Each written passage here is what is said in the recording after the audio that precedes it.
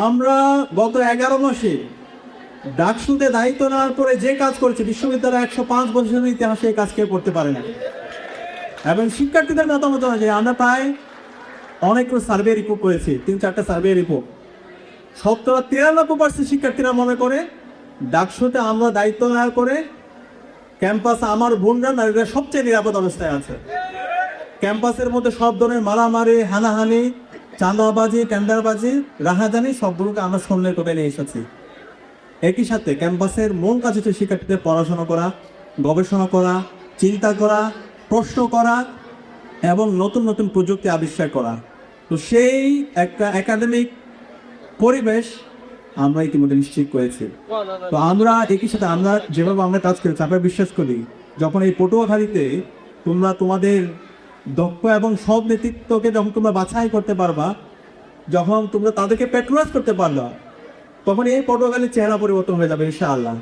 সুতরাং সেই জন্য একজন মানুষ হচ্ছে আমাদের নাহিয়ান ভাই, আব্দুল্লাহ নাহিয়ান ভাই, যিনি সবসময় এই অঞ্চলের মানুষের মুক্তির জন্য তিনি কাজ করে যাচ্ছেন, শিক্ষার্থীদের অধিকার আদায়ের জন্য তিনি কাজ করে যাচ্ছেন।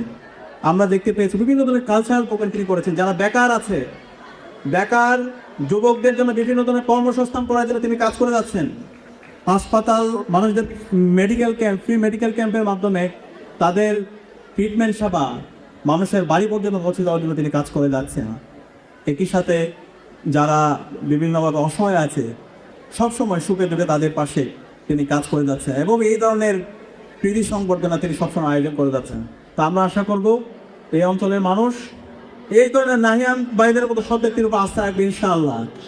এবং আমরা বিশ্বাস করি নাহিয়ান ভাইরা যখন আপনাদের ম্যান্ডেট পেয়ে নির্বাচিত হয়ে আসবে, তিনি আপনাদের সেবক হবেন না, তিনি আপনাদের নেতা হবেন না, তিনি হবেন আপনাদের সেবক ইনশাআল্লাহ।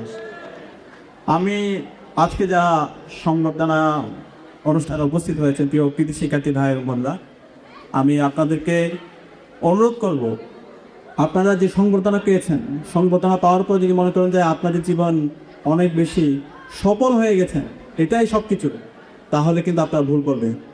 আপনারা জীবনে একটা স্টেজ অতিক্রম করছেন, সামনে আপনাদের জন্য অনেক লম্বা একটা জার্নি আছে।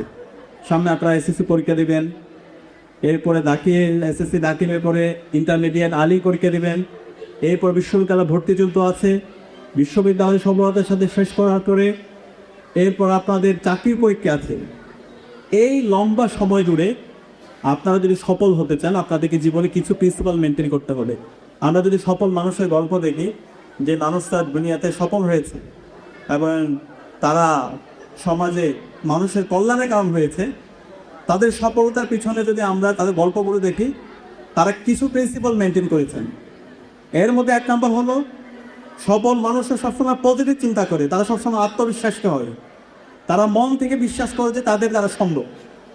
আমি কয়েকজন মানুষের এক্সাম্পল দিই। সুলতান মাহমুদ আল ফাতের নাম কি তোমরা শুনেছ? সুলতান মাহমুদ আল ফাতে মাত্র 21 বছর বয়সে কনস্টান্টিনোপল বিজয় করেছে। কনস্টান্টিনোপল বিজয় করা ওই সময় একটা অসম্ভব কাজ ছিল।